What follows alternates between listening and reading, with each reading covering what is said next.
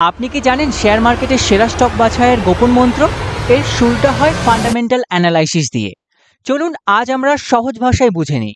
ধরুন আপনার কোনো এক বন্ধুর একটা ছোট দোকান রয়েছে। সে আপনার কাছে এসে বলছে সে এই ছোট দোকানটাকে আরও বড় করতে চায়, তার জন্য অনেক টাকার প্রয়োজন। তো আপনি জিজ্ঞেস করছেন যে কত টাকার প্রয়োজন? সে বলছে যে আমার 5 লাখ টাকার প্রয়োজন, এবং সে আপনাকে চাইছে যে তুই কি ইনভেস্ট করতে পারবি আমার দোকানে 5 লাখ টাকা। শুধুমাত্র এটা শুনেই আপনি কি আপনার বন্ধুকে 5 লাখ টাকা দিয়ে দেবেন? দেবেন না। তার জন্য কিছু জিনিস চেক করবেন। তার জন্য প্রথমে আমরা গিয়ে চেক করব ওই দোকানটার রেভিনিউ কত, মানে মাসে কত টাকার বিক্রি হয়। দেখলাম মাসের শেষে ওই দোকানটার 2 লাখ টাকার বেচা কেনা হয়, মানে ইনকাম হিসেবে 2 লাখ টাকা আসে রেভিনিউ হিসেবে।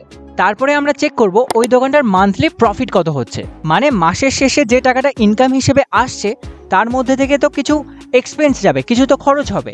যদি জায়গাটা ভাড়ায় নেওয়া থাকে ভাড়া দিতে হবে, যারা এমপ্লয়ি কাজ করছে দোকানটায় তাদের মাইনে দিতে হবে, ইলেকট্রিক বিল দিতে হবে এবং বিভিন্ন ধরনের খরচা থাকে।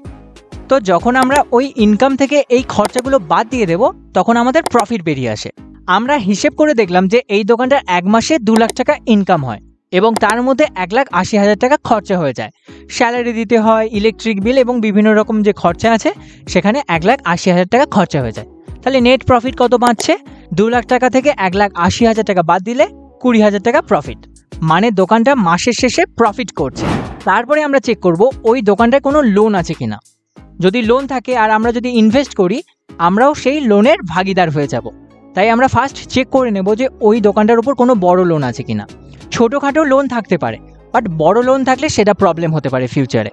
তারপরে আমরা চেক করব ওই দোকানটার ম্যানেজমেন্ট কোয়ালিটি, মানে মার্কেটে যখন খারাপ অবস্থা, কোথাও বেচা কেনা হচ্ছিল না, তখন এই দোকানটা কিভাবে নিজেকে সার্ভাইভ করিয়েছে।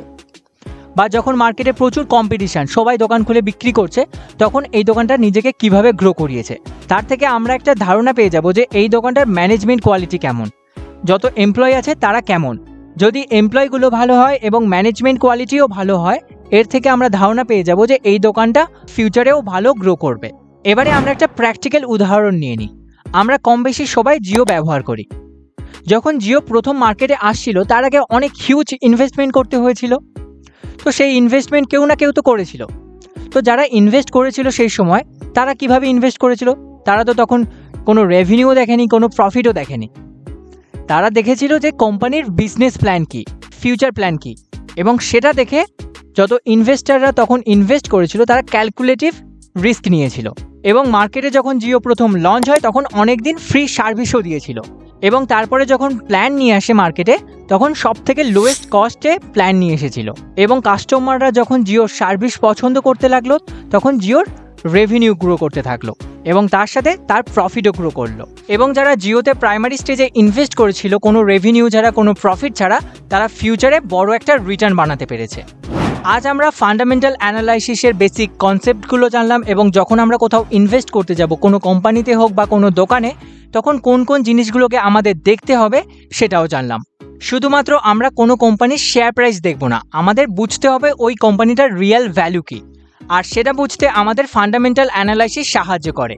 আপনার যদি কোনো প্রশ্ন থাকে অথবা কোথাও বুঝতে অসুবিধা হয় অবশ্যই কমেন্টে জানাবেন, এবং আগামী দিনে কোন টপিকের ওপর ভিডিও আপনি দেখতে চাইছেন সেটাও কমেন্টে জানাবেন।